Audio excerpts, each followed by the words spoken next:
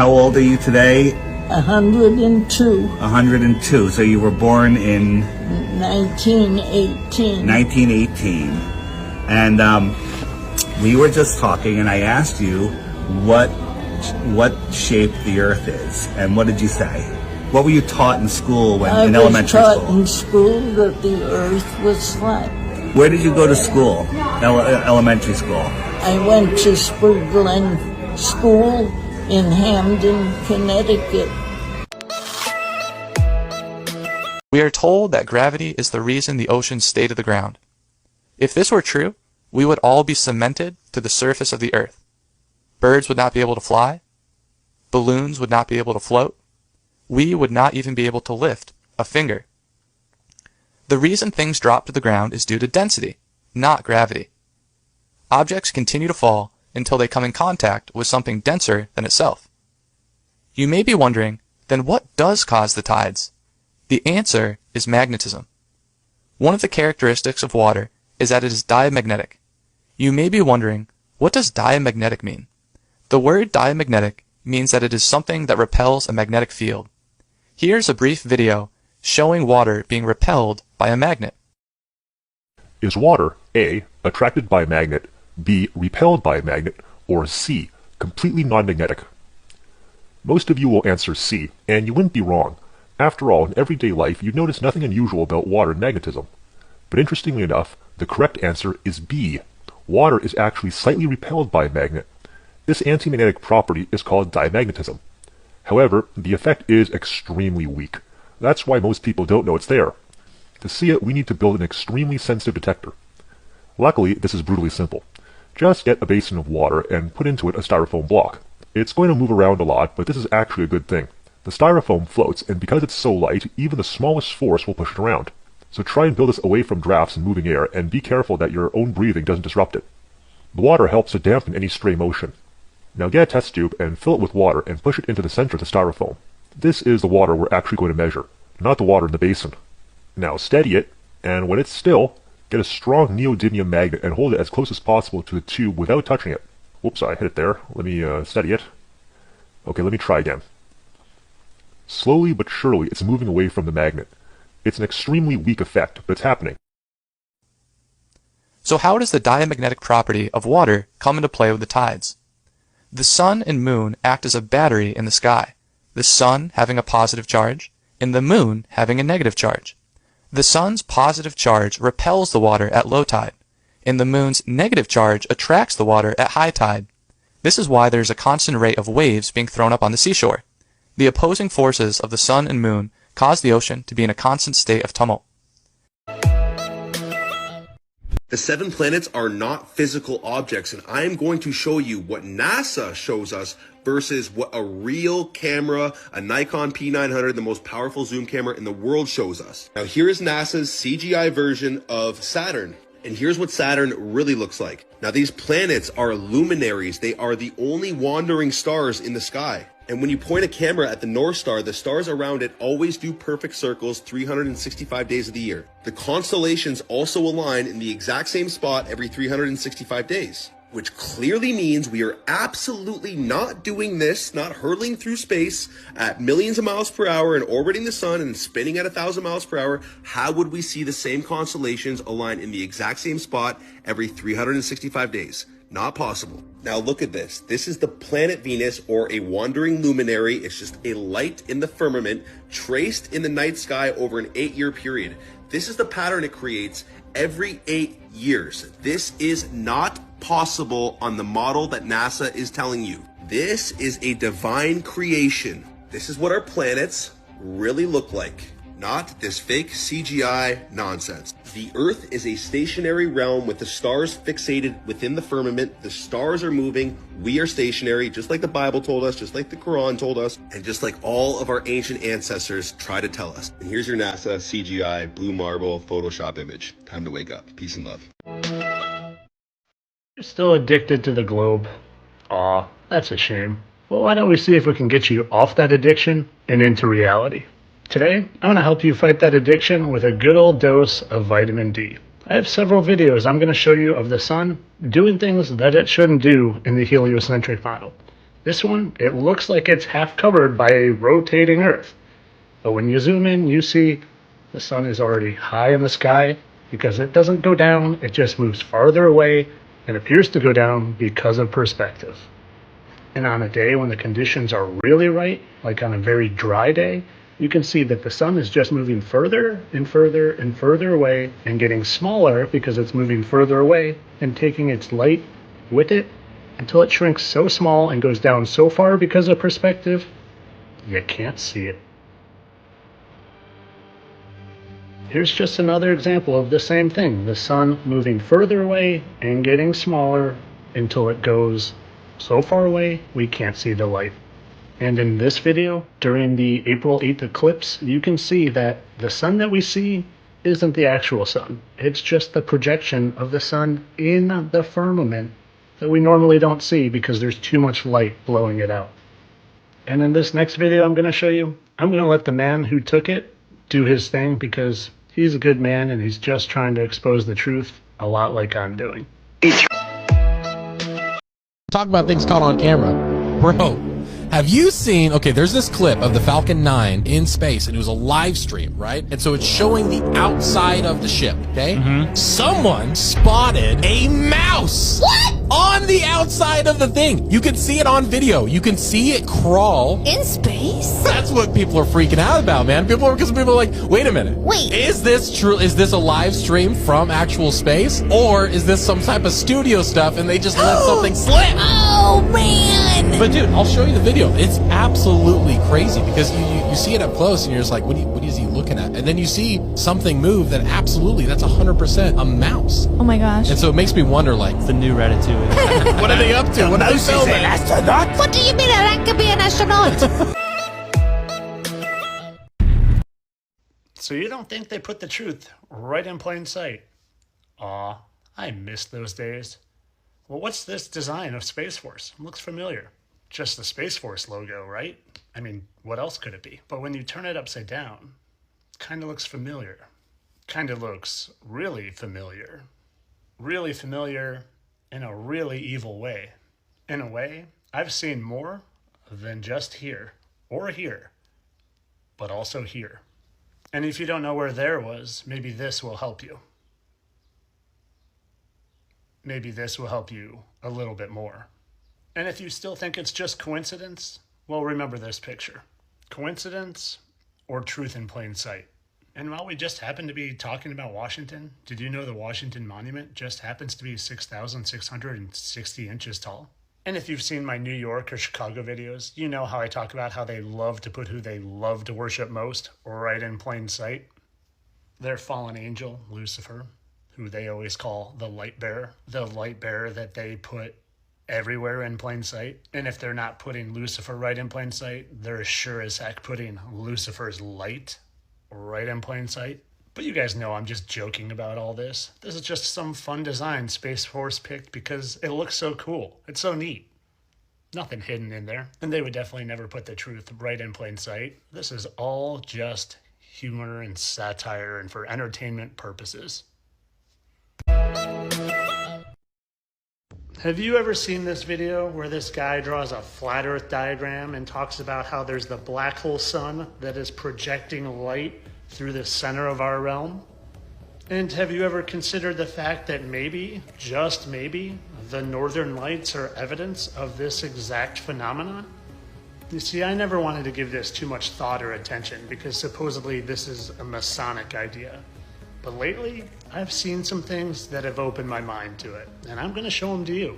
What I want to first make you aware of is the fact that much like there's an Antarctic treaty, there's also an Arctic treaty where you're not allowed to go to the North Pole. And there are 150 countries that have signed this agreement. And yes, you can take a trip or a tour to the North Pole, but it's only going to bring you to Fairbanks, Alaska. And I want you to notice this watery area here. Because on the old maps, there used to be all sorts of land there that all of a sudden doesn't show up on the new maps. And not only is there a treaty to keep you out of that general vicinity, but there is also surveillance set up for thousands of miles around the North Pole. It's called the Dew Line, and it was created in 1958. This was to build a radar network above the Arctic Circle, a distant early warning line, which would span the North Polar region. You see, they say it's to detect anyone coming across the globe from, say, Russia. But in my opinion, this dew line that literally circles the entire North Pole is to detect anybody going towards the center. The center where maybe, just maybe, that hole is projecting our reality into the sky. And I'm not insinuating that we're living in a simulation. If anything, it's God's creation and His projection into the sky. But I want to show you evidence now that where we live might be set up very similarly to a planetarium. Because a planetarium is set up where at the center of it, it projects the night sky into a domed screen. A domed screen that looks a lot like this. In fact, this is actually what it looks like. And this is my good friend David Shane, and he has found very similar looking patterns in the dome shape above us. You can see here, these patterns he has found multiple times surrounding the stars. And when you look at them side by side, they're pretty similar. But this isn't even the biggest part of what I want to show you. Oh no, there's much more. Because when you explore how the projector works in these planetariums, well, you'll see.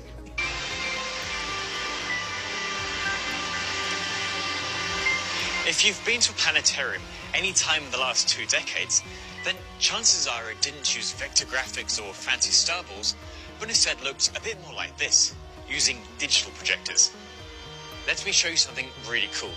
Can we turn on projector 1, 2, 3, 4, 5. As you can see, the dome is actually being covered by 5 separate projectors, which each have a corresponding field of view. When setting up a planetarium for the first time, the operator needs to carefully align each of these projections so that they blend together seamlessly. Seeing how the planetarium works and then seeing videos like this where the sky literally glitches out got me thinking. And believe me, at first I thought this was just refocusing, but I've looked at it a lot. Something happens there. Just like it seems like something's happening there. Nature doesn't form straight lines. Something's going on here, and I captured my own very similar phenomenon. Very similar. You know how I like to say they put the truth right in plain sight in the movies? Well, cartoons, they're no different. Beast Boy, you don't believe the Earth is round? Mm-hmm. That's right. The Earth ain't round. It's a big old pancake. Your laughter only makes my belief stronger. When did you become so dumb? I ain't dumb. I'm a free thinker. If you believe the Earth is a pancake, then what about the thousands of photos that clearly shows the Earth is round, like a basketball? They's all fake. Okay, if the Earth is a pancake, then how do we get both day and night? Because the sun is like a spotlight, and it moves around, shining on one place at a time. Okay, crazy. But if the Earth is a pancake, why does not the water spill off the edges? Yeah, water would spill right off into space. Ha ha ha! Explain that, Mr. Pancake Earth! 2 words. Butter wall. Butter wall? Seriously? A butter wall? That's what I said, fool! There's a big old butter wall, and it circles the entire pancake Earth. The butter wall keeps the water in. Aha! Now you're catching on. You're beginning to see how reality... This is the Lockheed SR-71 Blackbird, and its top speed is 2,200 miles an hour. Also, the SR-71 can fly at altitudes above 80,000 feet. Let's just think about it for a minute. If the Lockheed can go over 2,000 miles an hour, how much curvature should it account for to stay at the same altitude? So again, its top speed, 2,200 miles an hour, and let's just say there's 2,200 miles between point A and point B. That means that there would be 570 miles of curvature drop between the 2 points of reference. That means the Lockheed will be dipping 9.5 miles per minute, or 836 feet per second. Did y'all catch the last part? 836 feet per second. But let's just see what NASA has to think about planes flying over the Earth. This is NASA's document 1207 called Derivation and Definition of a Linear Aircraft Model. Summary: this report documents the derivation and definition of a linear aircraft model for a rigid aircraft of constant mass flying over a flat, non-rotating Earth. Wait, what? Alexa, does the firmament touch the Earth?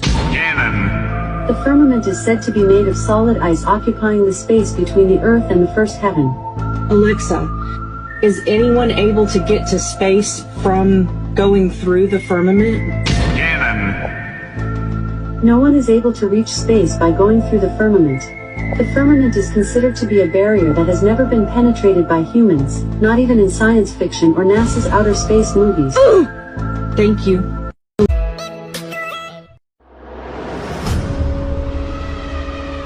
Now, if you're not aware, there's some serious problems with Antarctica. And when you really start looking into this continent, things get really weird. Like, why are they naming places Dome? Dome Argus, Valkyrie Dome, Dome A, Dome C. I don't know. Maybe there's a dome out there, but does anybody know who this guy is? Or this guy right here? Anybody know who this guy is? These two handsome guys are Captain Cook and James Clark Ross. They circumnavigated Antarctica, and get this, the Antarctic shoreline, we're told, is about 11,000 to 12,000 miles, and when these guys circumnavigated, it took them 60,000 miles and up to 3 to 4 years. Are you seeing the problems that I have with this continent again? It's not a continent. It's an ice wall that surrounds us. It's about 200 feet tall and, again, about 50 to 60,000 miles long. But what's this up here? Antarctica Treaty. Huh. The Antarctic Treaty. You mean this one that's completely stopping anyone from independently exploring the Antarctic wall and seeing if there's more resources and land out there, like Admiral Byrd suggested? That's the exact treaty that I'm talking about.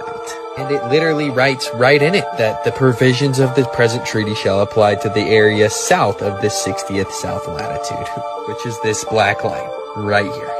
Yeah, 100%. We are being gate-kept. We're being gate-kept in here by NASA for over 50 years. Here's another, thing to think about the North and South Pole. They should be pretty similar due to the tilt of the Earth and it precessing and orbiting. But one's in water and one's on ice. And the North Pole can sustain life pretty well, and there doesn't seem to be a lot of things living out in Antarctica other than some penguins hanging out on the edge. And by edge, I mean over here and in places I don't even think that this is possible. I think only here where they'll take you on these little trips that cost $10,000. Like this one right here. $13,790. And this is all they do. They come down here, you get to see some penguins, and they turn around and go home. So don't ever ask another flat earther again when anybody's going to be sailing off the edge of the Earth or where it is, because there is no edge to the Earth. All we know is there's an ice wall surrounding us that we're not allowed to go explore. And if I need to remind you, none of our ancestors thought we were on a precessing, spinning, orbiting ball chasing the sun. They actually all thought it was flat with a hard, fast firmament over our heads. But what do you think? Flat or round? Make sure to follow me.